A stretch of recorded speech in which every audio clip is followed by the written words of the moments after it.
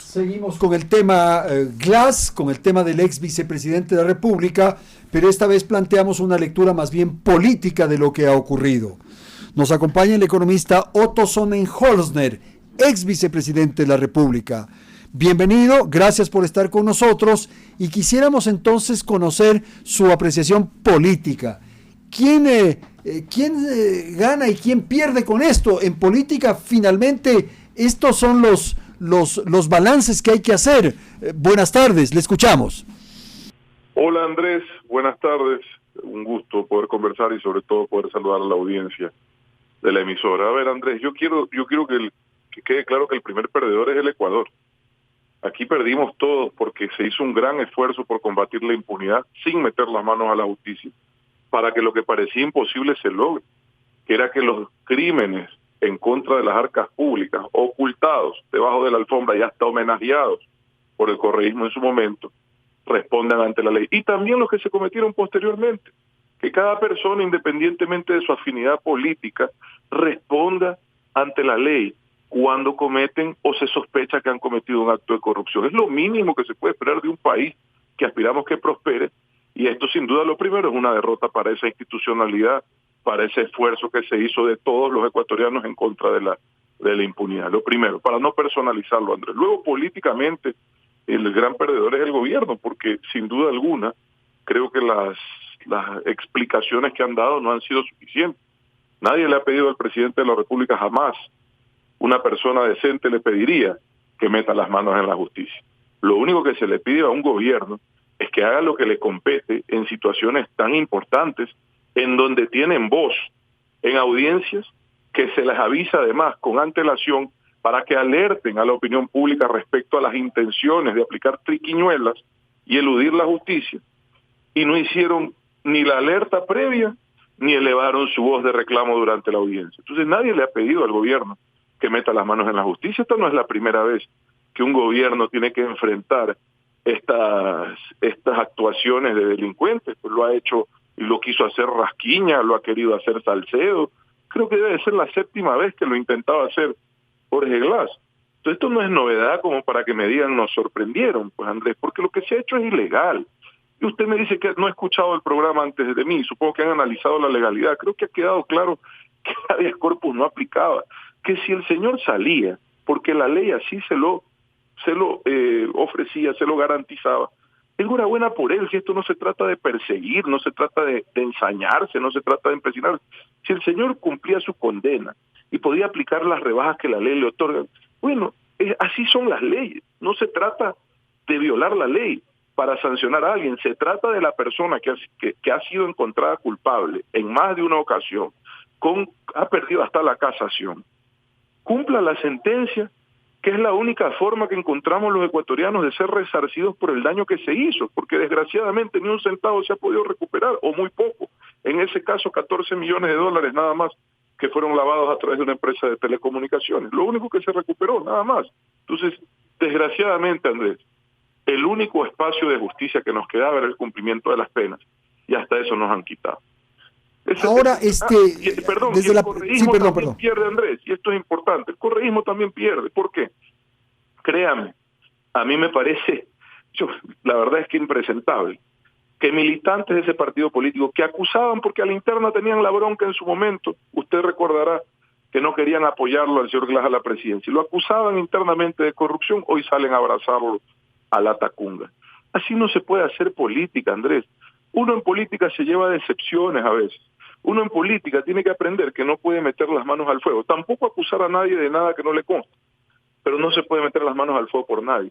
Y esa mala costumbre que tiene el correísmo de querer inclusive homenajear la corrupción, elevarlo a nivel de heroísmo, es vergonzoso y dañino para el país.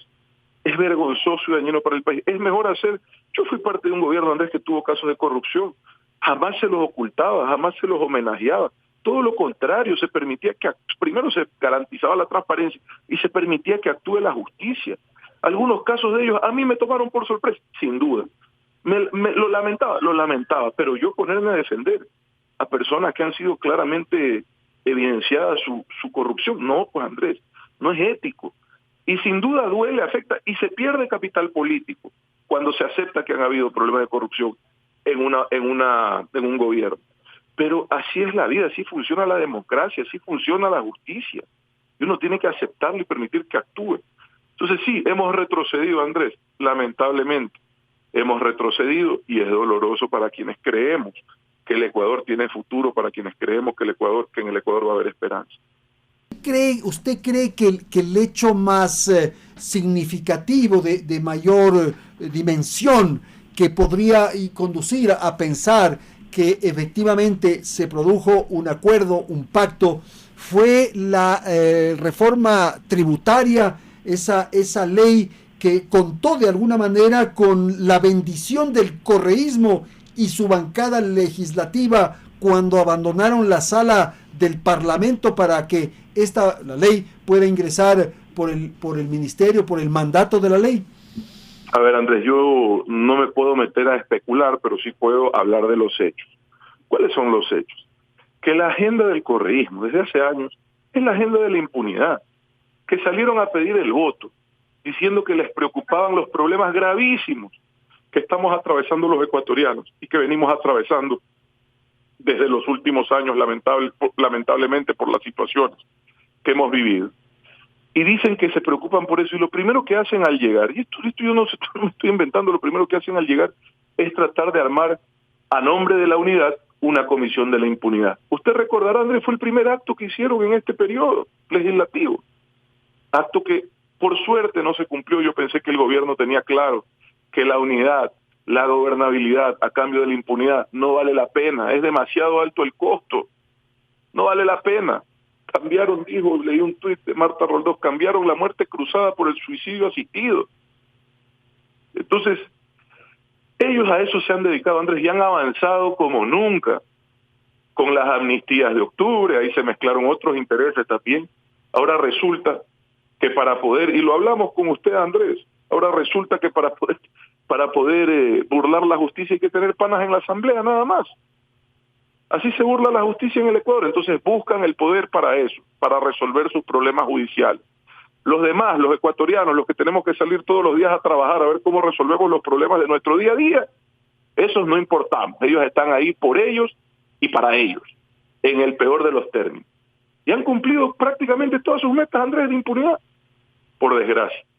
Entonces, eso me consta a mí. Me consta que hubo una votación en la que el correísmo, sospechosamente, se comportó de una forma en la que un bloque que debe de ser de los más experimentados en la Asamblea Nacional jamás lo haría, pues, si no hubiese algo detrás. Entonces, eso me consta. Y me consta que en estas audiencias de habeas corpus, el gobierno que tenía voz no dijo esta boca es mía. Son las tres cosas que me constan, Andrés. Entonces, ya lo otro es hilar muy fino, por ejemplo, esto que se ha señalado de la designación o del cambio que se produjo en el Ministerio de Gobierno con la salida de Alexandra Vela y con la designación de Francisco Jiménez. Es evidente que Francisco Jiménez tuvo una cercanía con el correísmo, luego me parece que se distanció, pero evidentemente fue gobernador de Rafael Correa en la provincia del Guayas y me parece que fue subsecretario de gobierno. Entonces, eso es hilar muy fino, Otto. Sí. Yo juzgo a las personas por sus acciones. Él puede haber pertenecido al gobierno que quiera. A mí lo que me interesa es cómo actuó mientras estuvo en ese cargo, y hoy me interesa cómo actúa mientras está donde está. Entonces, él ha ofrecido una reacción, ¿ya? Esperemos que la cumpla. Desgraciadamente, sus representantes en esas audiencias, al menos uno del Ministerio de Gobierno, no abrió la boca. Lo mínimo que debió haber hecho es despedirlo. Lo mínimo que debió haber hecho es despedirlo. Porque no se trata, insisto, de ensañarse, ni empeñarse, ni de perseguir. No, usted me conoce, ese no es mi estilo. Yo en mi vida he hablado con un juez, con un fiscal. Jamás me he metido en temas judiciales. Pero en lo que le compete al Ejecutivo, sin duda hay una responsabilidad, una obligación con el país de hacer bien el trabajo al que uno le encomiendan. No puede decir en un tema tan importante, no supe, no me enteré, me sorprendieron. No, eso no es excusa. Entonces, si es que ya hubo ese error, lo mínimo que se puede hacer es actuar en derecho y sancionar a los responsables de no haber hecho bien su trabajo, sin duda. ¿Qué ocurre en el porvenir? Esta situación, si se concreta, si finalmente se evidencia el pacto, ¿esto lo convierte al presidente Lasso en una especie de rehén del correísmo? ¿Qué ocurre en los próximos años, en el próximo tiempo de gestión de Lasso, por favor? Vea, sería yo injusto si no reconociera lo difícil que es administrar un país en crisis. Sin duda las crisis que este gobierno ha tenido en un año no son ni de cerca tan duras, tan difíciles como las que nos tocó enfrentar. Sin duda, ni de cerca, ni en lo social, ni en lo económico, ni en lo sanitario. Gracias a Dios. Ojalá el Ecuador nunca más pase por una situación tan crítica como la de octubre del 2019, tan dolorosa y tan dura como la crisis de la pandemia, y tan difícil en materia económica como lo que vivimos desde el 2016, al menos agravado por octubre y por la pandemia. El país ha estado saliendo, Andrés. Este debería de ser un momento en nuestra historia de recuperación, de reactivación, de positivismo, de esperanza, porque deberíamos de ver hacia atrás y decir, sobrevivimos lo imposible, salvamos la dolarización, logramos combatir la impunidad, recuperamos las libertades, y deberíamos de ver eso como las bases de la prosperidad del Ecuador.